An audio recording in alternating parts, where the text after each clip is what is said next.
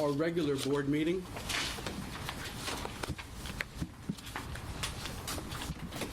So I'll open the regular board meeting up at 6:30 p.m. here. This is the Lost Pines Groundwater Conservation District regular board meeting for Wednesday, June 21st. And as we stated, it was immediately following the special meeting. On our agenda today, first order is if you can please stand for the Pledge of Allegiance and the Texas Pledge.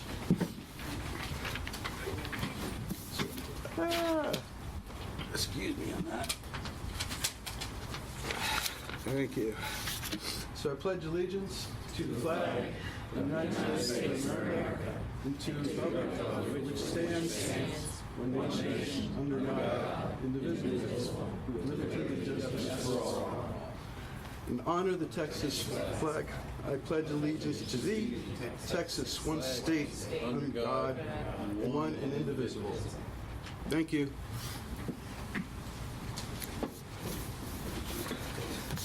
So welcome everyone. Any comments? I do see a comment slip. Okay, with that, let's see. The comment is on future agenda items. So I guess, so first let me start with public comment for non-agenda items. All right, seeing none, then we'll move on to 2B. Public comments on the agenda item. So, Mr. Andy Weir.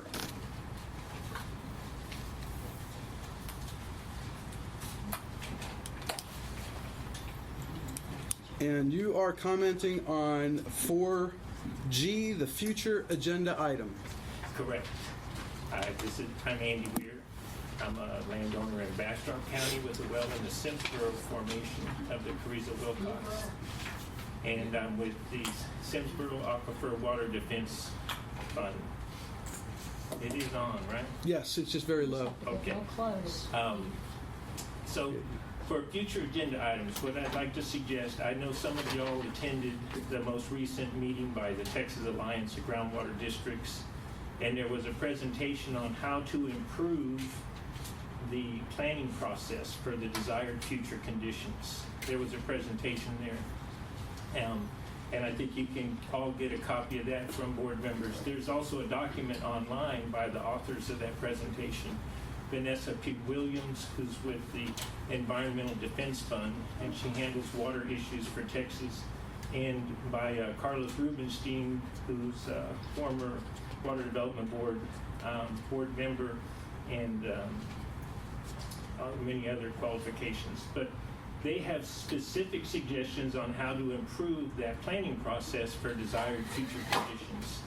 And what I was hoping is that this board could provide the direction to your general manager, Jim Totten, who attends the GMA 12 meetings, and that he might present to GMA 12, hey, let's have these two people come in and do a presentation at GMA 12. And talk about how that group can specifically improve the planning process.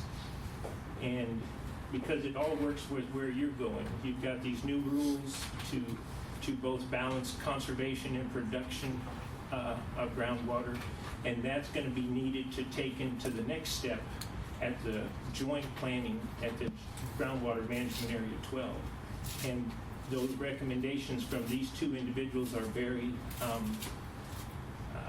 they're good in my opinion. I guess they represent a good balance between conservation and production.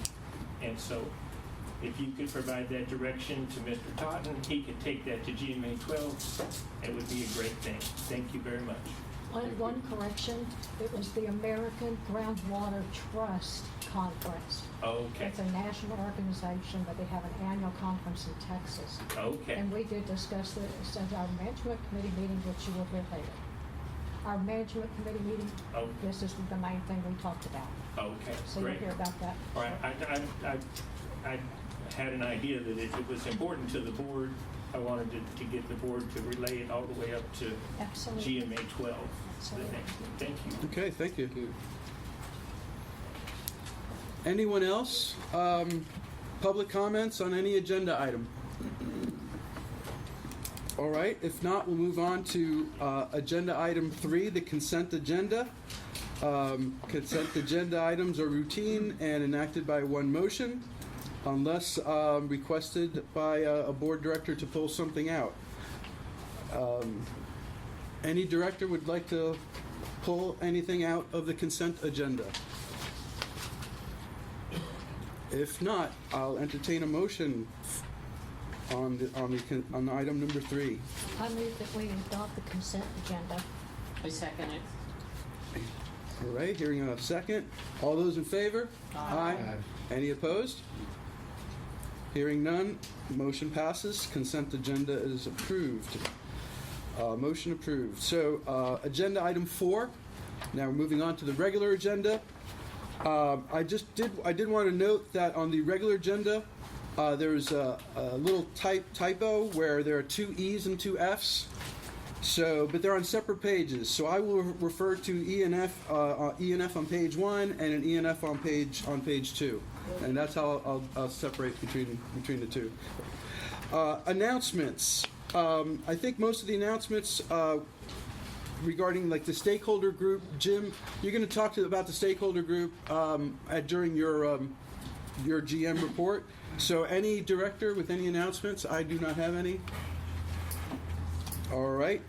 Item B of the regular agenda, hearing on Thomas Turfgrass request for temporary variance to District Rules 3.1.b, wells exempt from obtaining operating permit, agricultural well, or 5.3.c, operating permit provisions, aggregation of withdrawals, to allow production of less than 400 acre-feet per year from exempt well number 2. The notice provided in hearing conducted pursuant to Rule 15.5, variances or extensions of time. So, sir, please. Mr. President, members of the board, thank you for having me. My name is Trey Nesloney. I'm an attorney for Thomas Turfgrass. My client filed this variance, as you said, under Rule 15.5 of your rules associated with either 3.1b, which is the agricultural well exemption, or 5.3c, which is the aggregation of operating permits rule.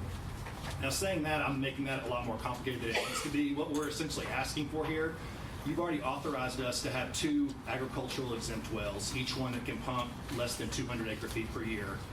We're having trouble finding available drillers. The soonest that we can find is mid-August, as we said in our letter. And we'd like the ability for a variance to pump up to or less than 400 acre-feet from one while we're waiting on the other one to be drilled and become operational. So that's essentially what we're asking for. I've reviewed the general manager's comments in response to our variance. We support, he thinks that it's more straightforward to go forward with 3.1b. We support that. Also, he had specifications on the term that we're allowed to do this. We think it's going to, like I said in the variance request, I think it's going to be temporary, very short term. As soon as we get that other well up and running, we'll be good to go. Also, he recommended a production reports, which we'd be glad to do. Also, at the end here, I just want to thank you for putting this on the agenda. I know you have a lot of other things that you're dealing with right now. To your general counsel for processing the variance that I sent, and the general manager for reviewing it so quickly. So we really appreciate it. And I'll take any questions. Yes. Who is your well driller? J&S. And when do they think they can get to that? August 15th. And I have if it's needed, I saw we could put evidence in. I have a letter from them verifying that. No, I was just curious. Okay, I have. If it's needed, I have it. Any other questions? I have one question. Yes. My understanding is that when you do start pumping up above the 200, is that going to be like metered? Can you explain about or should I ask Jim about the metering? All right, I'll ask Jim about the metering. But are you aware there's some sort of metering provision that you'll be metering the water that you'll be pumping out Yes, above and beyond? We want to track, we You'll don't be- want to go above what you've already granted us, the 400, Right. on the one well, when we're using that above the 200 if our variance gets granted. Right, so that'll be monitored and metered? Yes. Right. So basically, you're gonna be doubling your pumping right now from that one well. Will that affect any neighboring well? I by don't doubling? believe so. They're not that far apart, and they're both in the Carrizo, and it's only 200 acre feet for each one, or it will be 400 from one. I think the pumping effects will be negligible. So these are Carrizo? Yes, Okay. And this is the operation just north of 290? Or- Six Spriggs Farm. Is that for we the can one say for- exactly where it is? Is that the one- Yes. And my understanding is that you're not asking for any additional water, That's correct. so there's no new water involved. It's just these are already amounts that you've already been allocated or allocated. The board has already approved this Right, amount. this We're amount. just wanting to be able to pump from one, but we could pump from two because of, issues that are nobody's fault here. The fact that there's no equipment available or no drillers to drill this type of well within the time frame. How close did you say the wells were, the new one and the current one? Approximately? I think they're half a mile apart, but Emery, can you confirm? Is that That's approximately half a mile apart? more than half an hour. Jim, I'd like to ask you questions when we're through with this gentleman. Okay, thank you. Appreciate it. Jim? you Mr. happy Totten, with this? yes, a couple of questions. Yeah. So my first question, Mr. Totten, has to deal with that monitoring and metering and what, do we do anything with that? Do they, once the new well is drilled, is that amount, if they've gone over 200, is that subtracted from, or does the new well start at that amount? The way that my recommendation was contemplated was that essentially we'll have a meter, we know what their meter reading was at the start of the year, we'll know what the meter reading is the day that they start the second round of production, and we'll know what the meter reading is the day that the second well goes online. And we'll be able to allocate out then the water across those two wells, so that new well would not be starting from zero. It'd be starting from whatever its share of that double production would be. Thank you, that was my question. The new well does not start at zero, yep. All right, Yeah, do we have any monitoring wells in the area? We do. We have probably 4 or 5 wells on adjacent properties that we've been watching for about the last year now. So we will be able to find out really quickly if any of the exempt wells in the area are impacted. Yes. I mean, hopefully not for this shorter period of time, Yes, but do you recommend this? What is your recommendation? I mean, my preference would be that this didn't have to happen. It'd be nice if drillers were available and these things could just be done without us having to make a variance. However, it is a temporary variance. It is a temporary variance rather than what was originally requested, which was the aggregation of non-exempt wells, which is a nightmare of variances. This is a fairly straightforward and clean approach of just modifying the one rule to say that a non-exempt well can produce up to 400, or an exempt well can produce up to 400. So I think it's a good compromise for us. Like I say, we'll be able to meter. There's already meters installed on the existing well. The production, has been recorded, so we'll be able to allocate that out. And I think it's a clean solution. Does this require a revised permit or any legal documents No. by legal or anything? It's just plain and simple. Yes, sir. It does require an order Oh, which sorry. we've drafted based So- on his recommendation. So we would be passing a resolution this evening, is that correct? In order. Of order. So if the board approves, there'd be an order that needs to be signed. Jim, do you have any concerns over neighboring wells that's affecting them? At 400 acre feet, no, sir. The Carrizo is fairly prolific. You need to pull a lot harder than that to start having an impact on neighboring wells. And that'll be coming up in the future for that consideration. Yes, ma'am. Did our lawyer think this was the best solution? Your lawyer I answer to your lawyer. I reviewed multiple different paths to this. I think this is the cleanest approach, given that it's both wells have already been authorized, and it's temporary. And in my opinion, your rules don't require a demonstration of hardship, but typically if an entity is granting a variance, they do review the hardship need. And in my opinion, Thomas Turfgrass has adequately explained that in their request. Thank you. Will this come back to us if come August 15th there is no? So the way this variance is phrased is this variance will exist until the second well comes online or the end of the year, whichever comes first. So that's how this is structured.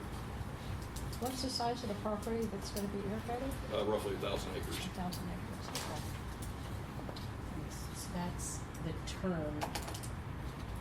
It automatically expire at the end of the Okay. year or when the Or when the new well pump is comes drilled. in place, Yeah. in case there's more Right. delays with the well.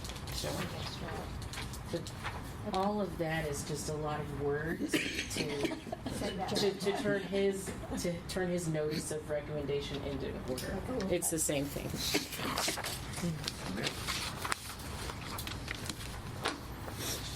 Like Hamlet said, words. It's words you've seen, but just on his recommendation that you walk up.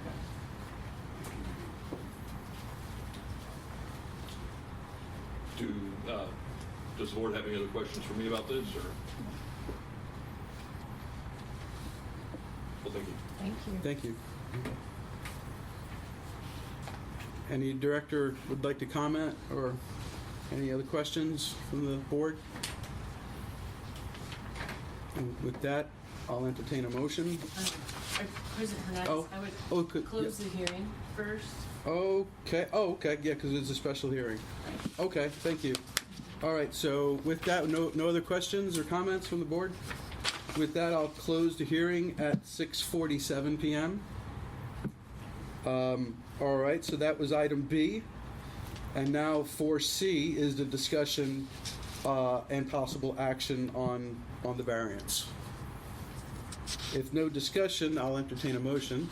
So moved. I'll second. Okay, I hear first and second. All those in favor? Aye. Any opposed? Hearing none, the variance is approved.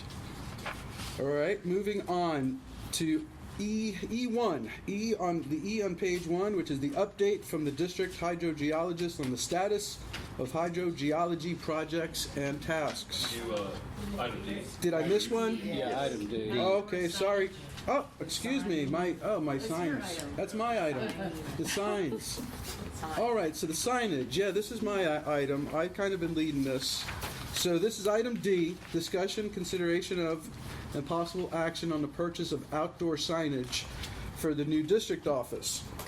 So I just wanted to throw out the options out there to get some direction from the board to make sure and to show what options we have right now on the table. One option is we have an existing sign. It's not anything fancy. It's just a wooden sign. Good. I think it's plastic. Plastic sign. I mean, or we can create a wooden sign or just a simple banner and just throw a floodlight on it and be done with it, right? So that certainly is one option. Is this a picture of the actual sign on the No, building? these are renditions.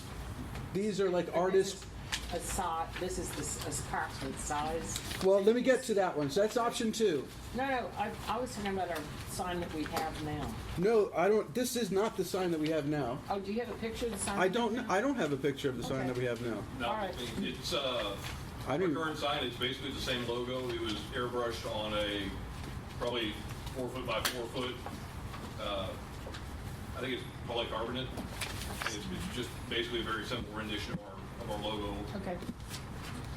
I've never even seen it. I couldn't even tell you. All right, so it's about 4 foot by 4 foot, roughly, and it's an airbrushed sign. Yeah. Okay, so that's what we have currently. We could stay with that. Nothing wrong with that. I threw out 2 other options. Let me start with option 3. because this is the more expensive option. This is from a company in Austin called Sinorama, and this is what's called channel letter, which is each letter has an LED light right behind the letter. Elvis, which one is 3? It's option 3, and it's from Sinorama. This is, Oh, it's this one. It's this is what we're talking Yep, about. that one. Okay. Yeah, so this one is called channel lettering, so it's a little bit more fancy, I guess. It's more expensive, and because it's channel lettering, this is the smallest that they can make it is about 3 feet by 8 feet. 8 feet long. Now that space that you're seeing there is only 9 feet from the door to the window is 9 feet. So if we did want to go with this option, this is the smallest because of the design, the channel lettering, and each letter has like an LED light behind it. This is the smallest they can make it, so it's pretty big. 3 by 8. can you turn it off? The lights? Yes, this would Okay, be so lit it's and the light Only for nighttime. And only in that, yes, you could. These will have an on-off switch to an electric LED light. But literally, it's going to take up that whole wall with just 6 inches on either side. So and the price is $7,850. The other option, which is I think halfway between. Option 2, and that's from a company also in Austin called Texas Custom Signs, and these are cabinet signs that are 6 inches deep, and it's one LED light in the back inside the cabinet, and then it lights out the logo. And so the cabinet can be small. It can be up to like 2 by 6. Elvis, does the cabin have a covering on it, acrylic or glass? Yeah, it's got the acrylic, and that acrylic has the Lost Pines logo on the We acrylic. have a choice of colors, both for the background and Sure. the lettering? Yeah, we have a choice of colors. That one, because it's a cabinet design, doesn't have to be. It's not limited, and so you can make it smaller. And so they've.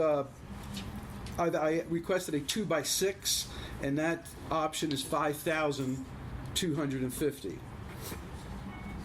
And so that's those are the kind of the 3. I just wanted to get a direction, whether it is, do we even want a sign, or are we just comfortable with the wood, the plastic sign that we currently have, or if we wanted something a little bit more upscale, then do we want to go with the Cadillac or the Chevy, kind of. I think they're all too expensive, in my opinion. Option 2 and 3 both seem very expensive. I've bothered a lot of signs in my life in Austin, and Yeah, we don't- cheaper, and- but it's What if we That's tried fine. the one we have now with a solar light that came on at night? or even lights at night If it shining on doesn't it. work, then Yeah. Yeah. Phil could help us. Yeah, figure out. exactly. This is nothing that's pressing. It's just the reason I brought it up is that there's about a 2 or 3 month lead time, and that's the only reason I brought it up now. If we want to stick just with option 1, and we could always come back and revisit this later on. But at least I wanted to bring it out and show where we're at and just show the options. But if you want to table this, that's fine by me. We can table it and just go with option 1 and Mr. Sherrill. Phone number? We have for yeah, we have an official bid from each one of these with. The phone number will be on Lost Pines Groundwater Conservation. Oh, you want to put the phone number on the sign, possibly? Might Okay. Be okay to do Yeah. that. I'll see. I could ask. Okay, I got you now. To put the phone number on the sign. Yeah, that's a good idea. Okay. Yeah, I think this is a good start, Elvis. Yeah, Elvis, That it's way you good need to work. lower, in Okay. my opinion. All right. I think then we're good. We'll just table this, Yeah. and we'll just revisit it later on. Elvis, I'm being a little persnickety about this, but to me the tree is distracting. It looks like a fir or a spruce tree. It doesn't look like a pine tree at all. And I'd rather just, personally not I could do without the tree. Without and the have tree. a phone number or something there. so. Our other sign has a tree on it. It's kind of orange. I mean, how do you? It's an orange tree? No, I mean, it's orange colored with a green pine tree. That's, Oh, yeah. have you ever seen it over the? I don't remember it. Yeah, but it's, and that's on our website. We have a lot of trees too, but I'm not sure they're appropriate for our area. I do think we need to have a fairly nice sign. We've got a nice I do too. building. Yeah, I think so. We're gonna be in a new location, so if we have a nice sign, Yes. everybody can find it and we can go from there. Especially at night. Yeah, especially at night, I believe, because since there are multiple entrances on that building, we want to highlight, hey, this is the come to the entrance Right. on Leon Street, not the For the other one, meetings. not on Hempstead. Right. So, Yeah. okay, so we'll table this and we'll revisit it in the future. When do we expect the building to be completed? We'll talk about that upcoming in the committee reports. Okay. The reason I ask the question now is, we're tabling the sign, if we're gonna build a building, which we're doing, let's just get through it. So can we put this on the agenda for next month? Yeah, Okay. sure, we can put it back on the agenda, and between now and then, we can look at other options, seeing if we can get maybe the cost down, maybe Elvis. somebody local or something. In your research, I mean, this No? starts at like Okay. 5,000. So, I mean, the sign started at 5,000. There's nothing Yep. that's expensive. Yep, the cheapest one was this cabinet one for That's a lot $5,000. of money for signs. That's Yeah. a lot of money. That's cheap. Could we just look at some other option than LED high Not tech? cheap, but there might be. Well, I think everything is LED. I think LED is everything nowadays, but I don't think you can go with the old fluorescent style anymore. But Can't you? yeah, we'll look into it. You can put floodlights on. The Yeah. LED is cheaper to operate. Yeah. You get your money back. Okay. So yeah, we'll look into it, and if we have new information, I'll put it back on the agenda for It next just month. seemed like a lot of money for us. All right. So it seems like we do want something, Yes, but let's definitely. continue looking. Definitely But want let's continue looking. Okay. All right. So we'll table item 4D, and now we'll move on to 4E1. Which is the update from the district hydrogeologists on the status of the hydrogeology projects and tasks. So with that, LRE Water. Well, hello. Well, good evening, Mr. President and members of the board. I have some paper copies here. If anyone would like one, I'll pass those around on each side. Should be a little bit easier to see what we'll be discussing on the screen behind us tonight. As Elvis just indicated, I will be discussing the work related to some of our hydrogeological studies, more specifically the hydrogeologic model that we are building for the district. I'm sorry. And I'll wait till everyone has a copy in their hands. I didn't before we realize they were move forward. going both ways here. Thank you, Larry.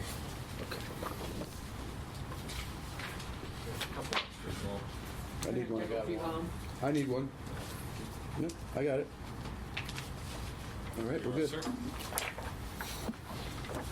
And so to start things off here, I was just going to provide a brief reminder of what we are specifically discussing here as part of this presentation.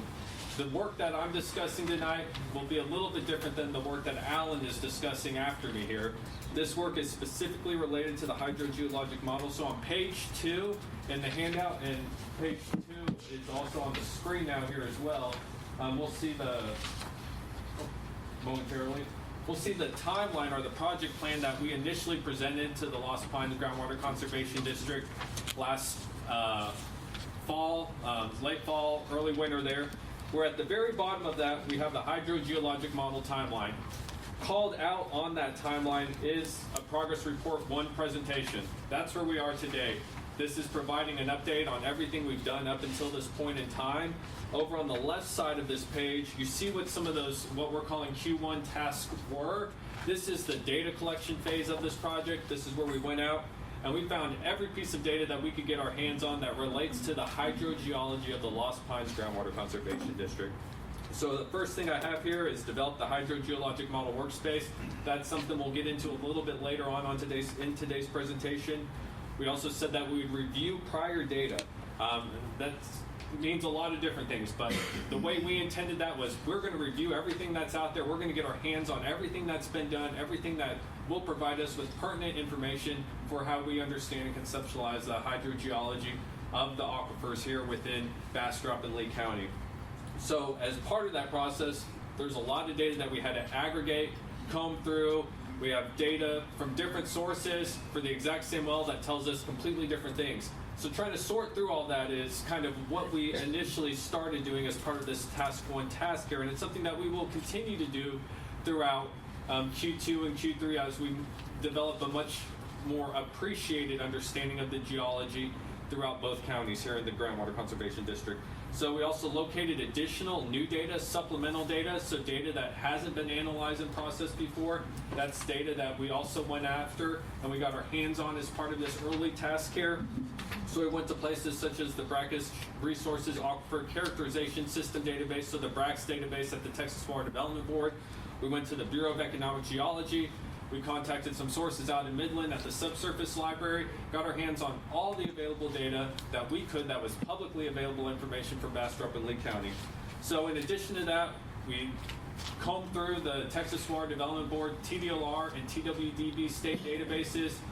We cleaned up a lot of the data. A lot of that data is very useful, but very messy. So there was a lot of fine-tuning that we had to do throughout this early process here to make sure that we properly understand the way wells are constructed and completed across both Bastrop and Lee County. Next slide, please. So just a quick reminder here, the study area includes both Bastrop and Lee, and it also includes a 3-mile buffer that extends beyond the county. And the reason we include that buffer is just so when we get to the county line, we're able to better project and understand those trends within our aquifer systems as they extend southward, westward, eastward, whichever direction you're looking. By including that buffer, it allows us to make sure that we're not running into any edge effect problems as we approach the county limits. So what we have on this third page of the document is just that general outline that you see there in red. That's also on the screen right here as well. Next slide, please. So if we turn the page, we're now looking at our existing well control. So this is that spatial distribution. All these orange points correspond to where we had a data point within the database. We actually ended up coming across 614 unique data points.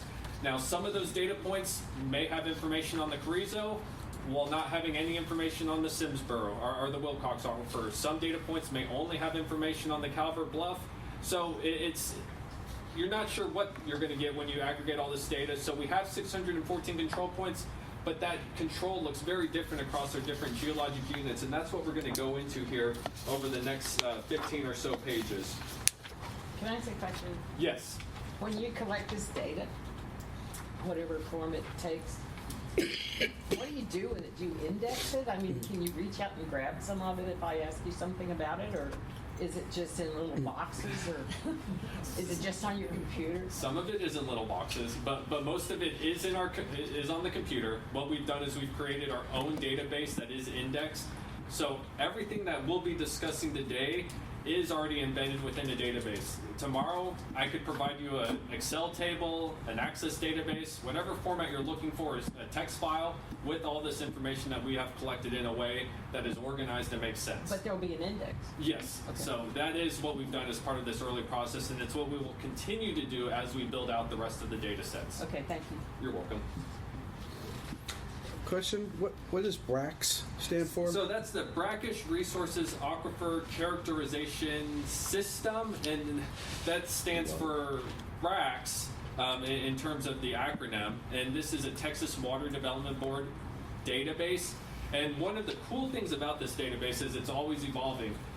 The last GAM update actually did not have access to a lot of the data that now is currently available within the BRACS database, and that's partly because of work that Alan and I did 2 or 3 years back. We were contracted by the Texas Water Development Board to go out and acquire new geophysical logs and add them to this database. I believe that work was published in 2020, 2021, so after the last update.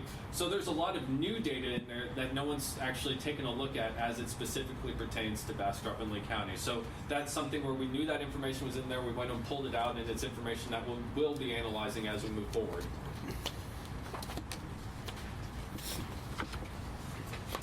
So if we turn the page, we're going to get to a page where you actually see the surface geology.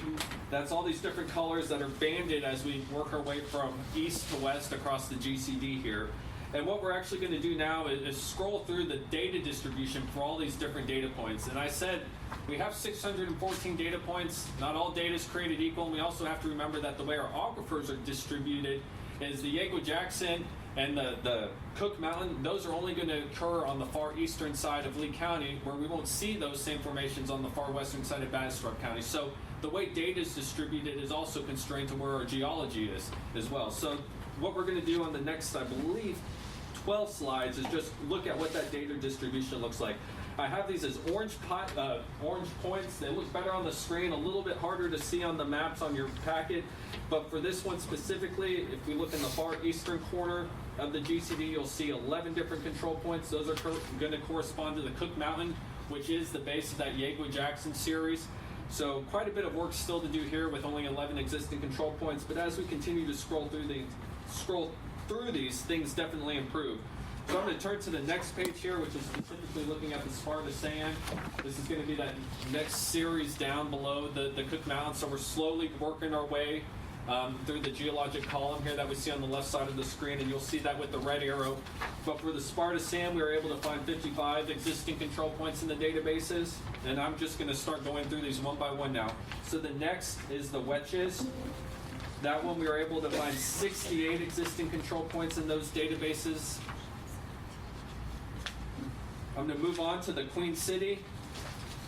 There's 51 existing control points that we were able to find in the various data sets. Working our way to the Reclaw, that confining unit that sits right there above the Carrizo. So this is where things really start getting interesting.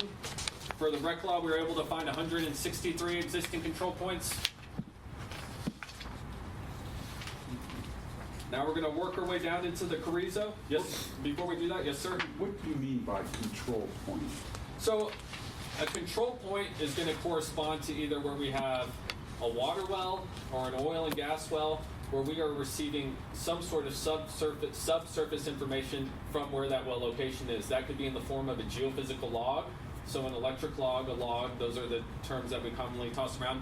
Or it could also be a lithology description, something that the drillers leave behind, where they're discussing sands and clays, and then as they hit our various formations, such as the Reclaw or the Carrizo, they'll specifically call out those intervals or formations.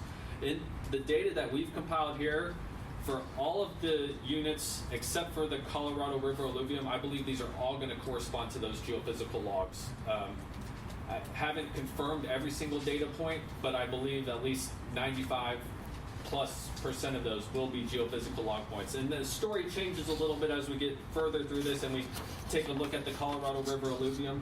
But a well control point, just where we have data from a well, oil and gas well, that's giving us then information about that geology at that location.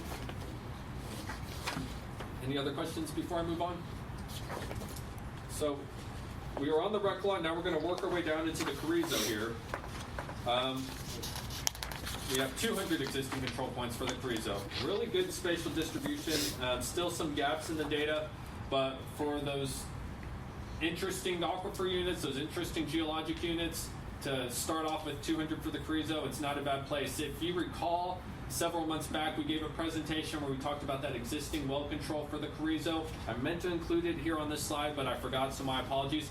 But between Bastrop and Lee County, we're only looking about 50 to 60 control points in both of those counties within the existing GAM. So this is a dramatic improvement just by aggregating all these different data sources in terms of what we already have our hands on versus what that prior GAM looked like.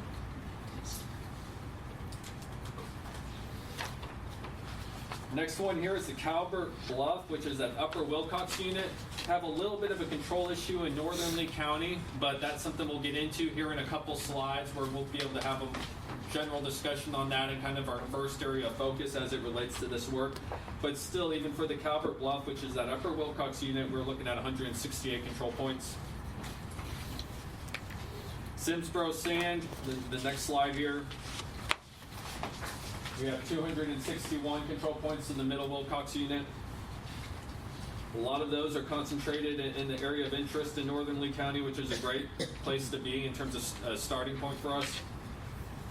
Then I'm going to take us to the Hooper, which is that lower Wilcox unit. Very similar story as the Simsboro, 291 control points. And then the last one here, with respect to our geologic sequence as it relates to the major and minor aquifers, is the Midway group, which is going to be the Wilcox Bay. So this is going to be the base of our aquifer system. And we're looking at 306 existing well control points for that system. Now, if we turn the page, we're going to work our way to the Colorado River alluvium-based well control. This well control is from a study that I believe Steve Young with Interra did, and also a study that Alan and myself did, where we were looking at those water well driller reports and those lithology descriptions to understand how thick the alluvium was across the Colorado River alluvium system. So this last page here, where we see these yellow control points, this is what we're going to use to build out that alluvial sequence in terms of better understanding where our saturated alluvium is, how thick that saturated alluvium is across the county there. And then for that, we have 261 existing control points. So also part of what we were doing here as part of this Q1 deliverable was getting our hands on as much data as we could, as much relevant data as we could. And so what we were actually able to do is get our hands on 800 well logs. Those were from a variety of different sources, and those are listed here as those blue dots that I believe you all are all looking at, also on the screen here as well. Really dense concentration in the southern half of Lee County. Things get a little bit more sparse as we move north. So, wasn't what we were hoping for, but this is all the publicly available information that's out there. We've turned every page. We've, looked everywhere that we could to find data. Why are there so many more in Lee County than Bastrop County? Oil and gas activity is the likely explanation there. A lot of these are from oil and gas wells, so this would be where exploration and where oil and gas activity was more conducive to that type of environment. Is your typical domestic well in here? So these are just geophysical logs that we're looking at right now. So a lot of those typical domestic wells are only going to have a water well lithology description associated with them. Oh, okay. We will ultimately come back and look at those and try to infill for the Carrizo and Simsboro. But the problem with those is we're getting alternating sands and clays, and it becomes somewhat of a challenge, or at least difficult, to make heads or tails of, are you in the Simsboro? Are you in the Calvert Bluff? Just the way these descriptions kind of come together for this specific aquifer system, to where geophysical logs, they're open to interpretation, but they don't lie.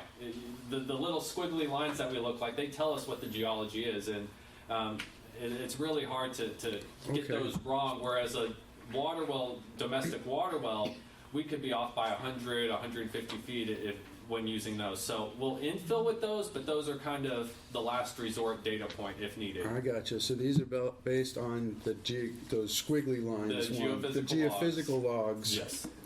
Which is different than what your normal well driller. Now, our public water supply wells will have those, but sure, the normal, a normal well right. for domestic, that they wouldn't have that. Exactly. Okay, I understand the difference now. Thank you. And so I'm going to ask you to now turn the page to where we get to existing and acquired data coverage. What we have in orange are all those existing data control points. What we've overlaid in blue is all the data we now have access to in addition to those existing points. And so as we go about using these blue points, I believe we had a quota where we said we would include 150 additional well control points in each county. We're going to be infilling where we have poor data coverage, where that data density is low. So in an area such as southern Lee County, we'll be very selective, and although there's a high density down there, we may only use 1 out of every 10 wells, whereas in northern Lee County, we're going to try to use every blue dot that we can because there's not many of them, and we're going to need those to infill in some of those data gap areas.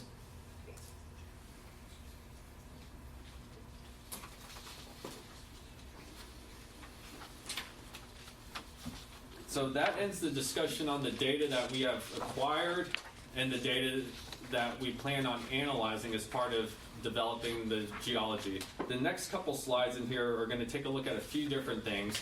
The following one here is the water wells. I had mentioned that we've already screened these water wells, and when I say screen, it's probably not the best choice of words as we're then talking about screens within well interval anyways, besides the point.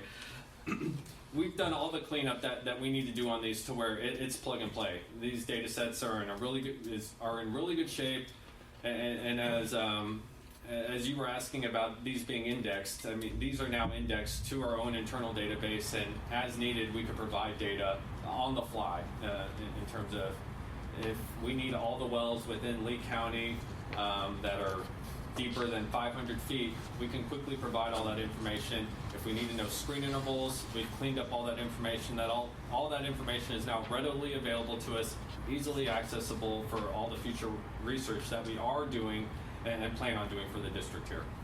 Or if you need a specific location, would you need latitude and longitude? If you gave me a latitude and longitude and told me you needed a 1 mile buffer around that location, within 10 minutes we could get you that information the way all this has been organized now. Yes.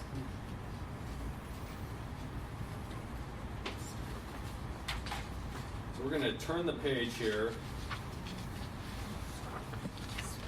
And then what we have on this page here, on the left side, is kind of our draft model format. This model is based on all the existing data that we currently have access to that we've previously discussed through today's discussion. On the right side, these are the various model layers that we plan on building out throughout this model. So the left side, just currently visualization of what that data looks like. Really just a still frame to demonstrate that we are already building. We are planning on using this throughout several upcoming tasks and deliverables here for the Groundwater Conservation District. And then the right side is how that model development will come together in terms of those different model layers.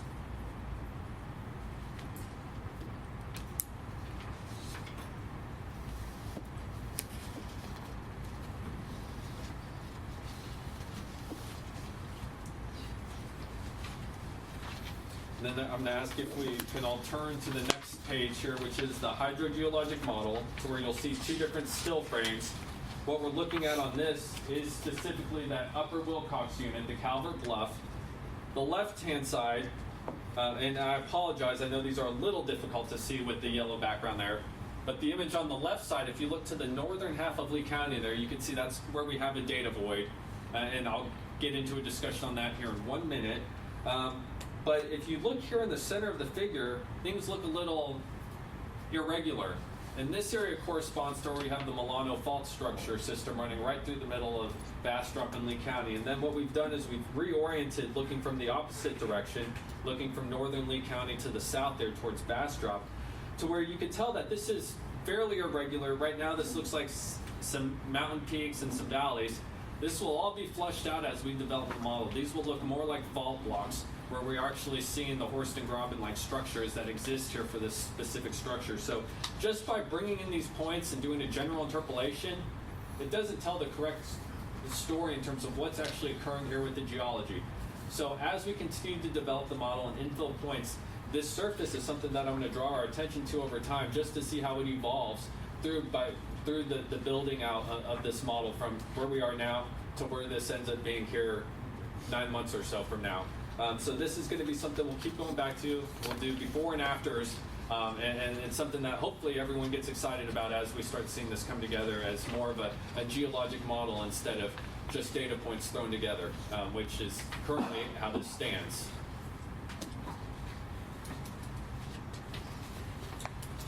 So the final page here is our next steps. And the thing that I want to draw our attention to on this page here is the image over on the right-hand side of the page. One thing that was discussed is northern Lee County, that right now, that's the bullseye. That, for our work, is our priority area number one. Right now, we are actually making interpretations on geophysical logs within this area. This is an area that is going to be our focus here for the next 2 to 3 months in terms of making sure we have all the data that we can squeeze into this one area as accurate as possible. And we're going to make sure that all these geophysical logs have interpolations on them. This is something that, as we do this, it will then inform other discussions such as the management zone or management area that's been proposed for northern Lee County. This is something that will help us better understand how to evaluate pump tests and permit applications with respect to the geology up there. So this is something that here in very short order should start providing some utility for the district as we think about managing and better understanding the groundwater resources in this area. Some of those discussions from months prior related to temperature changes. My guess is some of those temperature changes in terms of those gradients are aligning to where we have some of this Milano fault structure in this area. So a lot of these things that have been discussed as kind of hypotheticals, we're in very short order going to have the data to better address some of those and meet the needs of the district here. So after we finish this priority area 1, we have 2, which is southern Bastrop County. Then we'll move to 3, which is back over in Lee County, and then 4, which is going to be northern Bastrop County. So there's a little bit of a method to the madness here in terms of how we're building this out. And then with that, I'll open it up to any questions that you may have, any unresolved thoughts. I see references in here to water chemistry. Is that something also in these logs and that you're keeping track of? Is the water quality, water chemistry, and to what extent? And So with respect to water chemistry, we're specifically leaning on the Texas Water Development Board groundwater database for that information. Okay. There's an archive of water chemistry data that's buried in there. That's information that Alan and myself and others at LRE, we've been slowly pulling out and working and massaging into a database that makes sense. Geophysical logs can provide you information on salinity. There's a quantitative approach and method to get to that point in time, or get to that point. However, that's not part of this work that we're doing here. We're specifically looking at the available water chemistry reports out there in those databases, bringing all that information together. But once we do, once the model's built out, we'll be able to use our screen intervals, which we've already pulled out for all of our water wells. Then we'll be able to look at that chemistry with respect to TDS or sulfates and look at how that chemistry data is distributed, not just in a 2-dimensional surface, but also in that 3-dimensional surface within our model workspace as well. Yes. So, when we have a non-exempt well application come in, and you all do your work on it, whatever that is, how will this be so useful to you in getting ready for making permit decisions? So I'm gonna ask Okay. Alan a question. There was a time about a month ago, Alan, you came to me and you said, I need to figure out where this well's completed. How long did that take you once I gave you this data? 5 minutes, 10 minutes. I mean, it's all embedded. It's all that information's embedded. Okay. We can do, do different radiuses from whatever point you select, and the capabilities of this is virtually on every one of your computers. You can look at this data and how. I mean, and with the data, with the Excel spreadsheets and everything else linked to it, everything's accessible very quickly. So I'm just going to go back to the 5 or 10 minutes that Alan quoted there. Without any of this information where it is as it currently stands, if Alan had to go and dig out all this information piecemeal, I mean, that 5 or 10 minutes probably would have been an hour or two. Now, correct me if I'm wrong, but we're going to get to the point to where anytime we have XY coordinates, we'll be able to plug in those lat-long coordinates and know exactly what that geology looks like at that location. We'll know what water levels are at that location. I mean, that's the direction we're moving towards, to where at the end of the day, we're reducing our billable hours, but it's making your lives easier, is the way we see it. So ultimately, this is going to go into a groundwater model, and so we'll be able to predict with that. So it'll make due diligence a lot easier. that's correct, yes. Okay. Maybe. That's the goal there. So can we expect to be able to predict or at least estimate wells, the impacts to wells given the DFCs, say, for example? So once this is all ready, could we plug in the DFCs between now and 2070 and then see the impacts to the wells as time goes on, and to be able to plan and prepare for mitigation of those wells? This right here is not a predictive model. Right, understood. one thing as groundwater conservation districts that I believe that we should be working towards is the best available science. This is getting us to the best available science to where, although this is a predictive model, this data is the foundation for a groundwater model, for predictive simulations. And so those predictive simulations, the groundwater models, they're only as good as the data that goes into them. So by getting to a point to where we know we have the best available science, we know that we could rely upon those predictions and those simulations that do come from the DFC process and others down the line here. Okay, so this gives us the foundation, and then we can start This applying. gives us- We start applying different programs on top of it to analyze and that. Okay, and This gives us the best available science Right. in terms of what can be done with the data that's available to us. Great job. Well, I have you here, and I want to be brief about this. The Milano fault structures, that's those little black lines? That's correct. So those black lines are faults that you do see across the various maps that And this comes out of what, Railroad Commission databases, oil and gas well logs? and So stuff? these faults are actually from the Geologic Atlas of Texas map that I currently have on the screen, or on the pages here. Now there is a discussion out there in terms of whose fault interpretations are more accurate, and so there's actually three different fault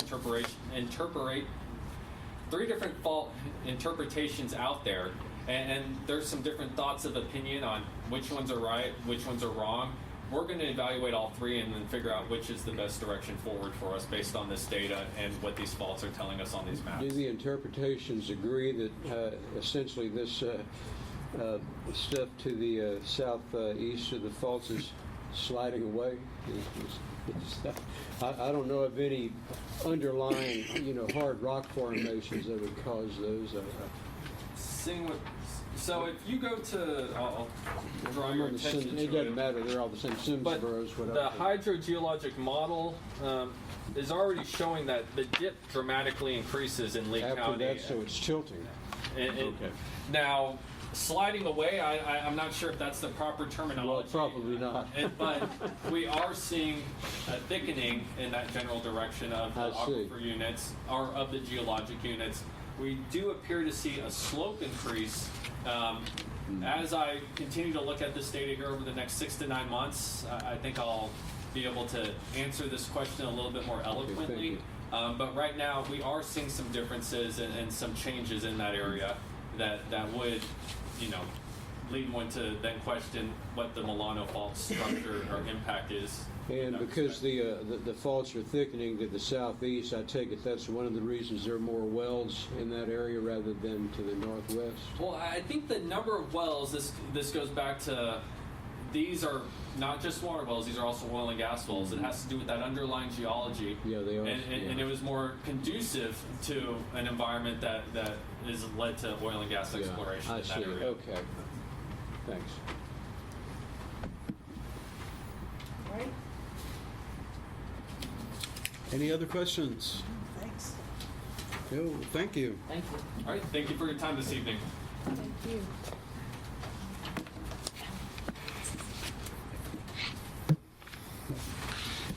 All right, moving on to agenda item F on page 1.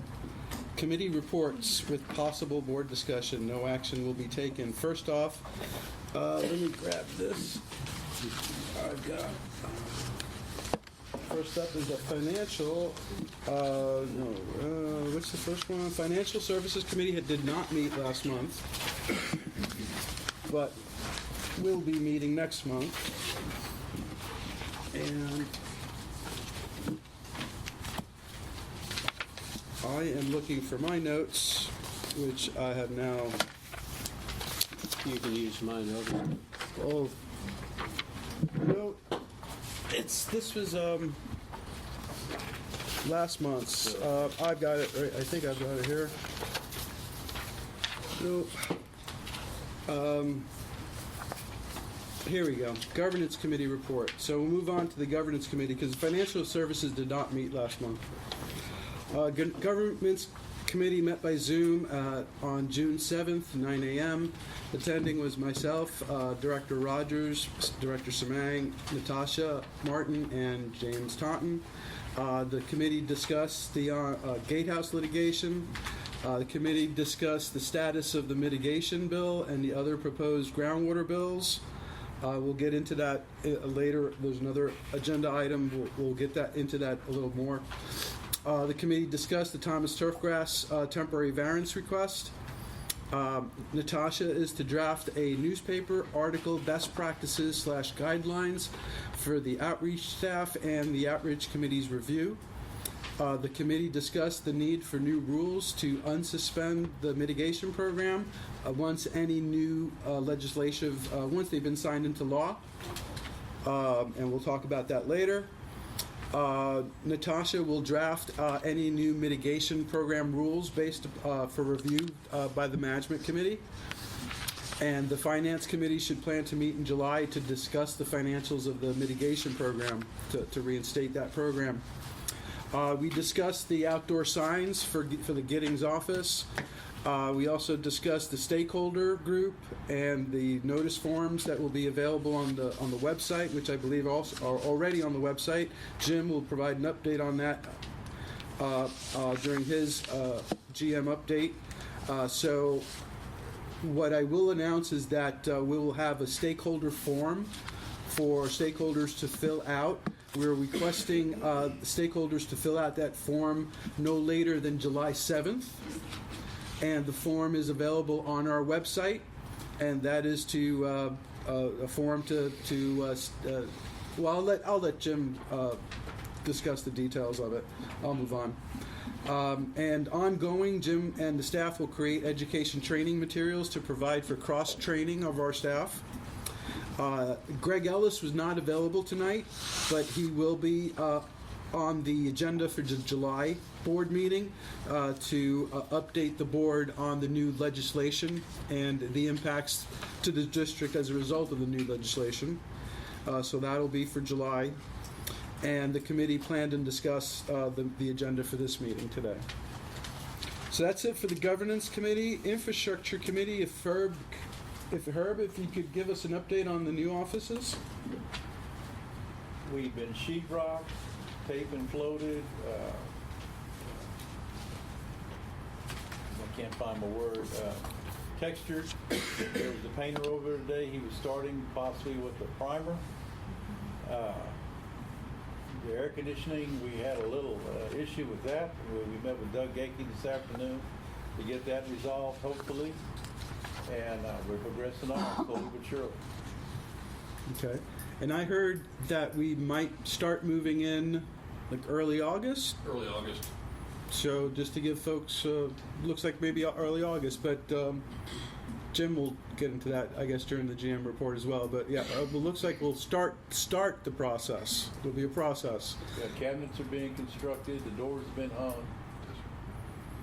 So yep, from what I hear, good progress. Thank you, and thank you to Herb. He's going over there almost every day to keep watch on it, and that's super important. It's really important. So he's there. So thank you, Herb. He's been catching several very important catches. Yep, exactly. You got to be on top of it to see what the folks are doing. So I'm really glad we've got Herb there looking at things. All right, next committee up is the Education Outreach Committee. The Education Outreach Committee met June 2nd. All committee members were present, including Jim, Javier, Melissa, and Cheryl. The committee discussed and reviewed again the outreach education coordinator position and agreed to post the position. We also discussed, we're in the final stages of a draft of the significance of ecosystem services provided by aquifers and the conservation of such aquifers to maintain those ecosystem services. And we also have a semi-final draft of the Lost Pines Groundwater Conservation District brochure. So we should have all those three elements ready for review at the next board meeting. Okay. All right, we'll make note of that. We'll get that on the agenda then for the next board meeting. Cheryl, Director Smith with the Management Committee. Okay. As Andy already discussed earlier, our management committee meeting was focused specifically on GMA 12. We're not quite halfway through. We're still in the early part of the 5-year process, right, Jim? Right. And we discussed a lot of the needed improvements to the process and to the explanatory report. We discussed specifically Rubenstein's report that was presented at the conference that was mentioned earlier. And some of the points made were that the socioeconomic reports are one-sided, improperly use the Texas Water Development Board planning demands rather than any local impacts. We talked about, you get to the end of you're getting close to the end of the 5 years, you don't have much time. You've been gathering data, and then it's like, oh, we need our socioeconomic report now, and you don't have time. So we talked about perhaps somehow, some way, doing a preliminary socioeconomic report and then updating it at the last minute instead of everything at the last. The report also discussed environmental factors, specifically surface water, groundwater interactions are lacking. There's definitely a lack of data, lack of funding for the research. They really need to determine where the spring flow originates. And it's very challenging, but still very necessary. Also, says the consideration of property rights has focused more on the rights of water producers and not on the people, the exempt wells. Also, sustainable yield needs more attention. It says that dams are not really adequate for setting the DFCs. Hopefully, when we get LRE's 3D model going, we'll have much better data for a much better model. We also talked about the agenda items on the upcoming GMA 12 meeting, which is June the 29th in Mulatto at 10 o'clock. We discussed advocating at this meeting for an explanatory report that is expanded. We know it'll take time, it'll take money. It's not free. We talked about the shared HAF database, where there is a $30,000, what Elvis called a Cadillac deal for sharing data. And then there's one that's less expensive for about half that price. And that'll be something for the full board to decide. These are all just discussions. We briefly discussed mitigation. At the time, we didn't know what was happening to the bills. I think the governor vetoed 1080 the day after our meeting. We talked briefly about House Bill 3059. As has already been mentioned, we need a revision of the groundwater district mitigation application that I guess Natasha's working on. We talked about the 3D model that will allow for better estimates of impacted wells. And we talked about perhaps suggesting a GMA-wide seminar to review and analyze the 5-year process and explanatory report. Brazos Valley has offered to fund the explanatory report this round. And then finally, we discussed whether public comments received require public posting. And we don't have an answer to that. These are just topics we discussed. That's it. All right, thank you. Next up, item, we'll call this E2, E on page 2, the General Manager's Report. Thank you, Mr. President, members of the board. General Manager's Report for June 21st, 2023. For the reporting period between May 1st and May 31st, 2023, we had 12 new wells that were permitted through the district. These are all exempt wells across Lee and Bastrop County. And it does include 2 test wells being drilled by Aqua. There were no pre-existing wells registered during that time period. 4 water quality tests were conducted. 26 water level checks were carried out. With regard to drought, we actually had about a 2-week period where there was no drought anywhere within Lee and Bastrop County. That ended with the most recent drought update, and now 100% of Bastrop County is back into the abnormally dry. condition, while 88% of Lee County is reporting to have normally dry conditions. So the rains didn't hold out as well as we could have liked. GMA 12 has not been active since the last board meeting, but has been covered several times tonight. The next meeting is scheduled for June 29th at Post Oak Savannah's office in Milano. Honestly, I brought my GM agenda items, not realizing that the committee report is going to cover half of what I had planned on. So It's fine. Herb has covered renovations are going well. We're moving forward. We have a few more things that need to be selected in terms of flooring, countertops, a couple things like that. But other than that, it should be pretty much on autopilot to get that finished. I worked with Dr. Arsufi. We did get the education outreach coordinator position posted. It's on our website. We generated a news article that linked to the posting. It's also posted with the Alliance of Groundwater Districts and the TWCA, Texas Water Conservation Association. And I believe Dr. Arsufi sent it to Texas A&M and a couple other educational institutions as well. So hopefully we got some good coverage and good distribution, and now we're just waiting to hear back on that. As President Hernandez mentioned, we did post a notice of the Stakeholder Advisory Rules Group being formed.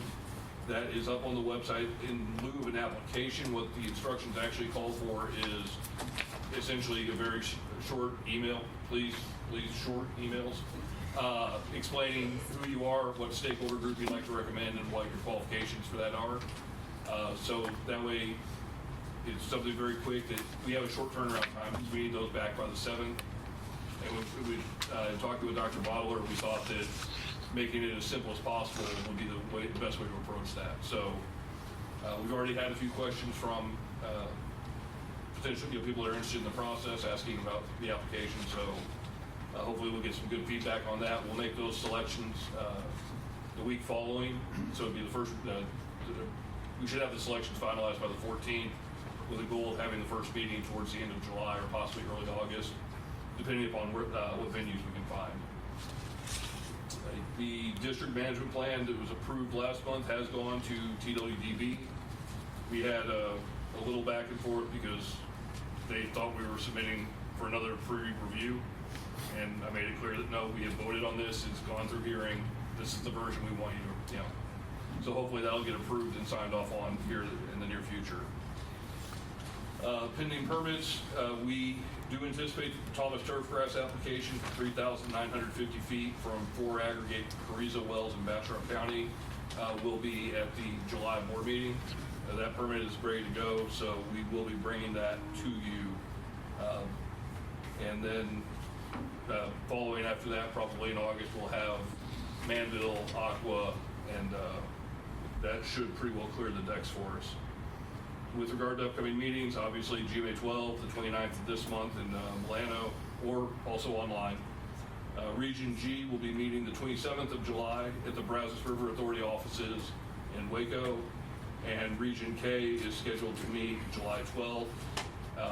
Most likely that's going to be at the Dalco Center in Austin, but at the end of the meeting that was still up in the air if they wanted to. Region K does a traveling roadshow where they'll move up and down Mason for some of their meetings. So they were considering possibly moving that meeting up into, I believe, Burnett. But I'll nail that down and get it updated on the website. And with that, I'd be happy to answer any questions. When does our suspension end, the permit suspension, at the end of this month? Okay. 30th of June, June 30th. Okay. And that doesn't require board action. That was written into The resolution. the resolution. Yes, sir. Any other questions? Well, so Jim, if this ends on the 30th, how soon do you think you'll have the permit, what will be the status of the permits? Like, what's the timeline? How long will it take? So these are all ones that came in prior to the suspension. Right. We're just getting those moved out and getting them to you. So that'll be, like I said, July, and then probably the next 2 more in August. Okay. I don't know if we're going to have more that come in. So that's, we'll just have to wait and see what happens after with these new rules being approved. There may be people that decide to sit out and wait and see what happens over the next 6, 8, 9 months before they maybe come back and get a better apply under a better or different set of rules in their eyes next year. So we'll just have to wait and see. So pretty much you process them on a first come, first served basis. Basically, yes, ma'am. Thank you. And these permits had like a deadline associated that we had to have these hearings done by or something? They have to be processed within a certain period of time unless we request additional information, and that allows us to extend that processing out. And for all the applications, there were at least 2 or 3 items that we needed back from them, so. They kept extending it? Just once. Just once, one extension. Any other questions for Mr. Totten? Thank you. One thing on the consent agenda, that was Gakey's bill, that was included in that? Yes, sir. Okay. I was just checking on the change order or whatever. Yes, sir. Yeah, they sent us a bill, and we put it in the packet, and then I think 2 days later, they emailed us and said, no, not that one, send us another again. So they sent us a corrected one with the They had change the order. concrete sawing and Yes, sir. and they're fixing the walls, whatever the termite damage. Yes, sir.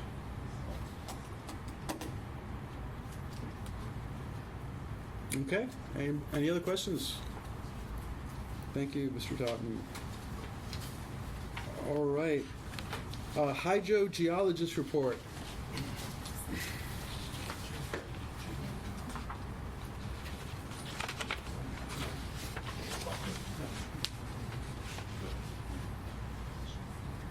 First of all, I want to thank Jim. The printer at LRE cracked down this afternoon, so we were trying to put all this together we had to call Jim, and he put this all together, and I appreciate that. We didn't have the capability. We didn't have the capability. It's very of figuring this directional. out. The other thing I want to point out is that during Vince's presentation, the very last few slides actually showed the three-dimensional model. So I just want to make sure you saw that. I was telling you it was going to be August. We got it done a little earlier than I thought. I mean, there's a lot more work to do to it, but anyway, it's come along really well. So my assignment was to look at your monitoring well system. To look at what you have and what maybe some suggestions and where we could supplement it and what additional help the system needs. So I'm hoping the packet's in the same sequence. So I looked at a number of data sets. I looked at the Texas Water Development Board and the submitted drillers reports, which is TDR, and then also the Railroad Commission. So I'll start with the Railroad Commission. The Railroad Commission keeps data for all the oil and gas wells. They have a cumbersome database, they put it mildly. And so I went through that database, and the goal was to identify abandoned wells that were not plugged, that still had fluids in them. And so I think in your packet,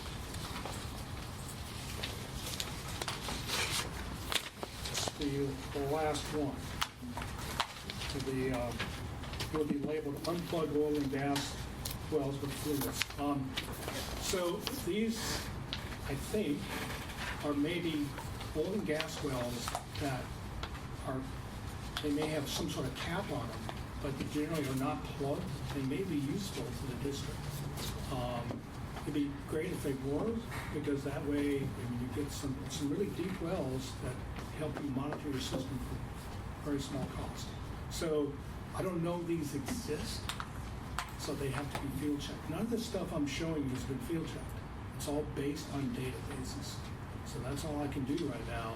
So ultimately, the district would, if you decide to move in this direction, we pick some, I think there's 11 wells on this one, that are red dots.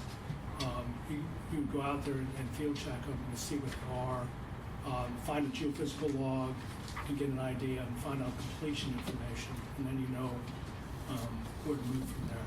So that's the Railroad Commission database. The Texas Water Development Board database, for a monitoring system for groundwater monitoring, you need to understand a couple things.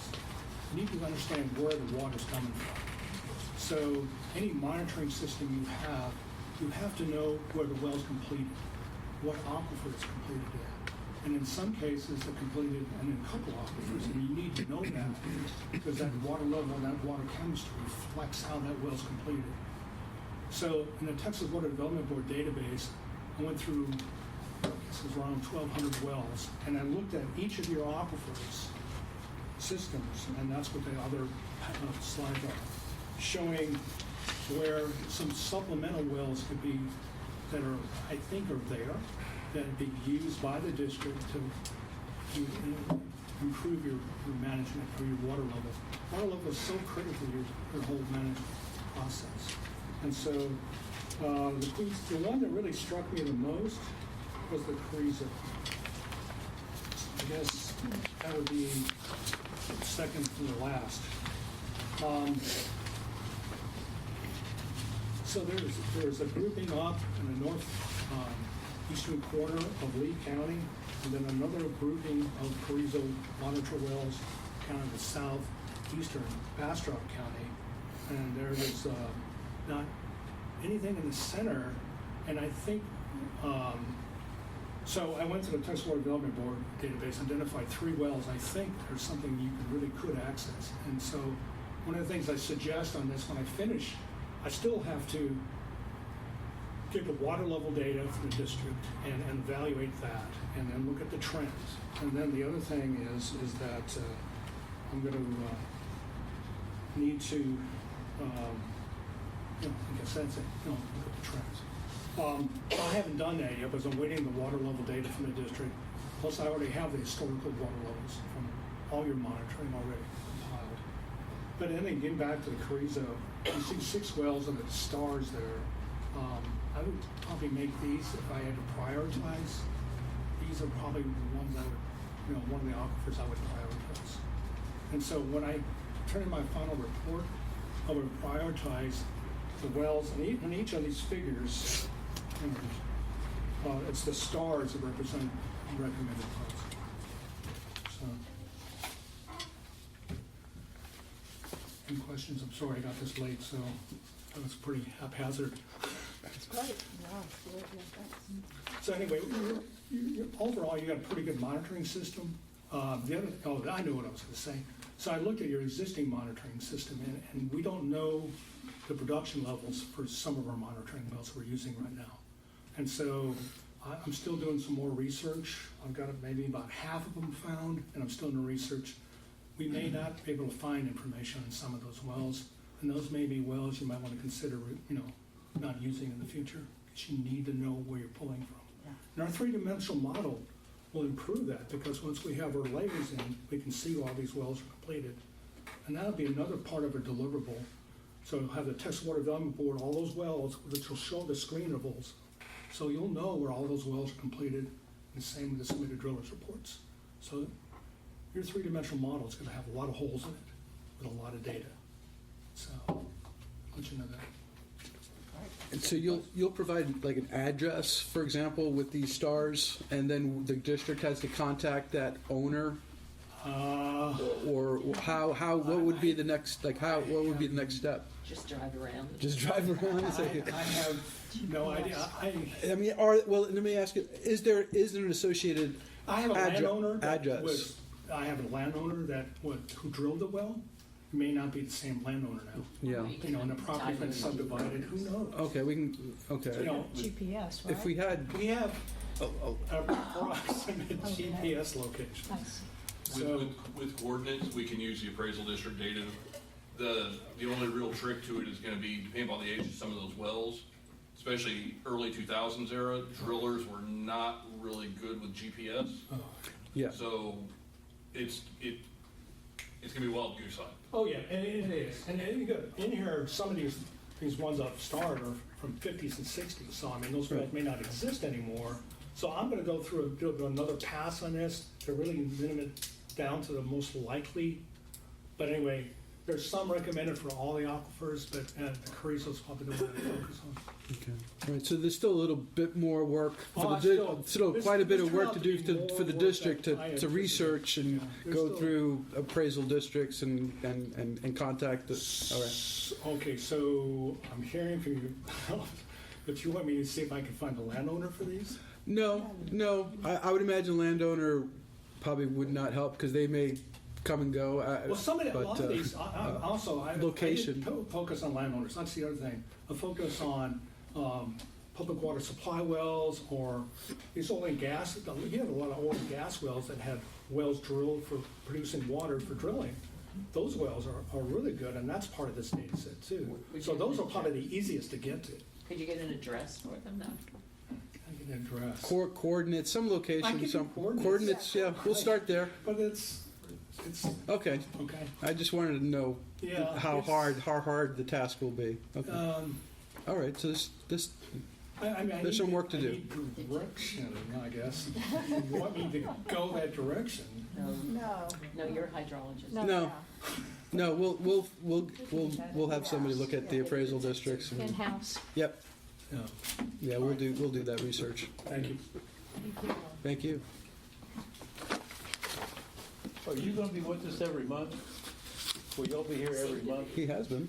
Yeah. Yeah, I think. Yeah. Yeah. Yeah, he has. They have been. Yeah. They've been here every month. Because there'll be upcoming questions about what's taking place in the north end of the county Oh, yeah. and that type of thing. We'll discuss that more. Yes. Yes, Thank sir. you. All right, that was the hydrogeologist report. So now we will move on to F on page 2. So we'll call this F2, F on page 2, which is discussion of the Lost Pines Groundwater Conservation District legislation, related legislation and/or activities occurring that affect or pertain to the district and groundwater. I guess the first thing to note, first and foremost, well, Greg Ellis couldn't be here today. He was traveling. He'll be here next month to give us a full readout of the groundwater changes and how they affect the district. But first and foremost, our Senate bill, the Lost Pines mitigation bill, was recently vetoed by Governor Abbott. That was Senate Bill 1080. I'll read the official proclamation. Is as follows. It says, while creating a mitigation plan for a single groundwater conservation district is important, it is simply not as important as cutting property taxes. This bill can be reconsidered at a future special session only after property tax relief is passed. So that was the official proclamation by Governor Abbott. That was signed. That was signed on June 15th. Do we have an owl? Did I? Who? No. Yes, boo. Boo. Oh, boo. Okay. So that was on. That's the bad news. That the bill that was specific to the Lost Pines was recently vetoed, along with many other bills. However, the good news is that there was a House Bill 3059, and that House bill did pass and will become law on September 1st, and that bill, soon to be law, does provide for mitigation at a statewide level. So all the GCDs in the state of Texas will now be allowed to mitigate, and that's as per the House Bill 3059. So our legal counsel looked it over, said it looks good, that we're able, just like Mr. McCarthy said earlier at the start of the evening, that House Bill 3059 will provide for the Lost Pines to allow us to reinstate our mitigation program. So we're going to work between now and September to draft new rules, and the management committee will review them, the board will review them, we'll vote on them sometime probably in September, once the law takes effect on September 1st. And so the plan is my goal is to reinstate that mitigation program at hopefully the September board meeting. And the House Bill 3059 will allow us to do that. So that's the bad news and the good news. I want to thank everyone who worked so hard on the Senate Bill 1080. In particular, like Mr. Andy Weir, Ms. Nancy McKee, and those folks, Mike Orozco, and those other folks that worked so hard to petition and lobby our legislatures. Thank you so much for all your work. But we're moving forward. We're going to move forward. So thank you. Just wanted to. Jim, any other update on that you can see? Anything else to add? No, sir. Yeah, obviously we'll have to do another little rules update based on the outcome of the session. So mitigation, and then we may have a few other things that we're statutorily required to do. Yes, ma'am. Won't we have to promulgate some rules? Yes. Have a hearing? Yes. And adopt them? Yes. And you think we're gonna get all that done by the September meeting? Well- When it doesn't go into effect till September 1st? Well, here's what I'm thinking, that we'll be ready by September with those new rules. To publish them? Well, we would publish them in late August, maybe. I'll have to run this by Natasha. But, Develop a publication schedule. Okay. We've got to get them to the papers 30 days. Yeah, that's what prior I'm to thinking. Yeah. Got a time so we would have to put that out just before or late, in late August if we were to meet the first September board meeting. But we'll work out those dates. But you're correct. There are a couple other bills that were signed into law that we will need to change some of our rules to comport with. So there is one or two laws out there that will affect us, and that we will need to change our rules. So Natasha will review Greg Ellis is putting together a report to tell us how we've been impacted due to the legislature.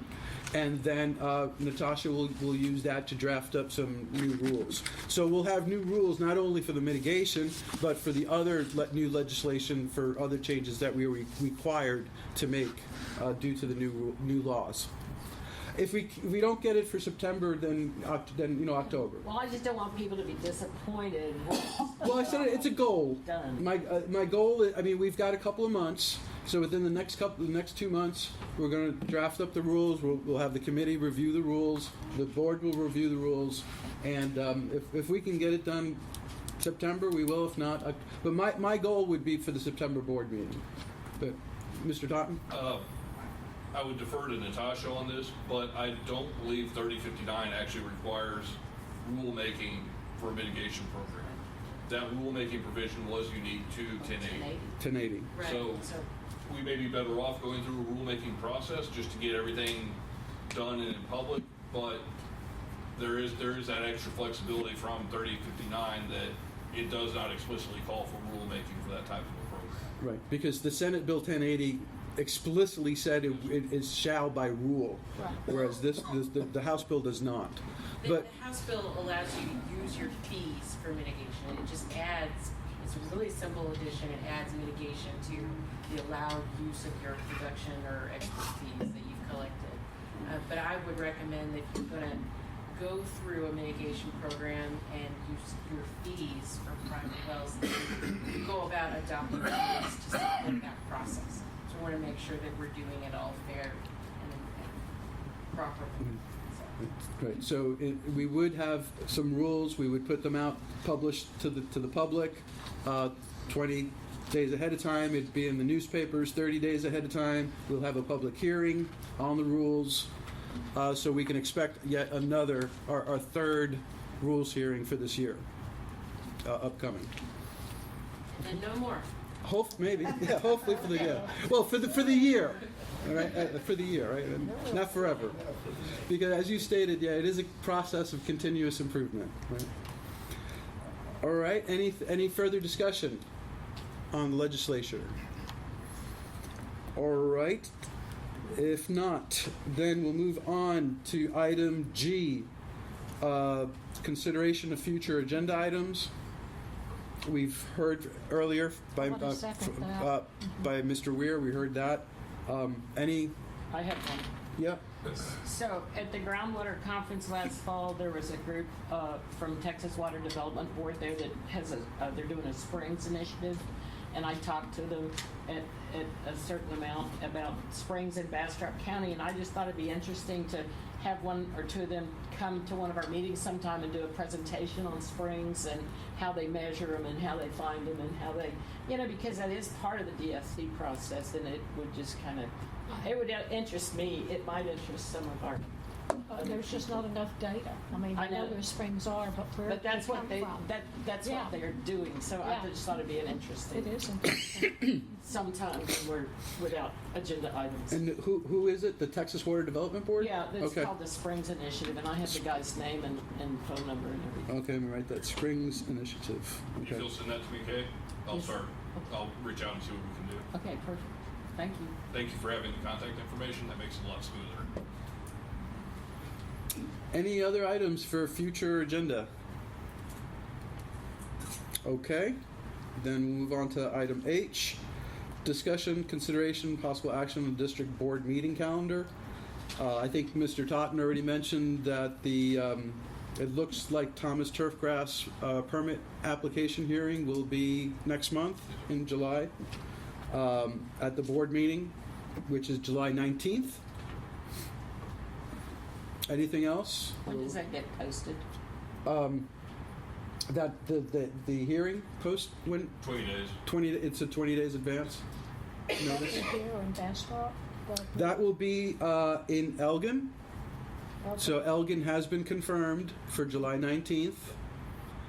So we will be back in Elgin starting July 19th, on July 19th. And That should get us back on our normal odd months in Bastrop County, even months in Lee County. right. So, Okay, so July 19th is the next board meeting in Elgin. And looks like we're going to have the Thomas Turfgrass permit application hearing on that date, July 19th. Will that be at 7 o'clock or at 6 o'clock? I believe that was set for 6. Okay.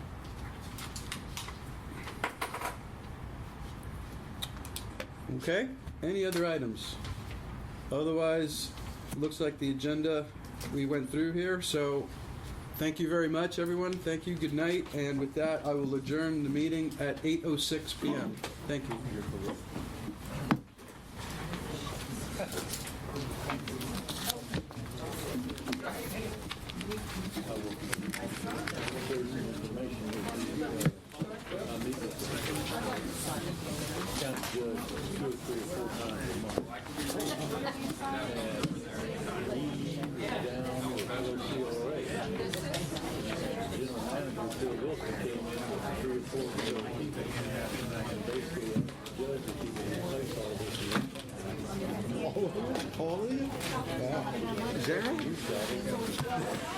Really? Yeah. The big man. Yeah, that's he's one of the big guys.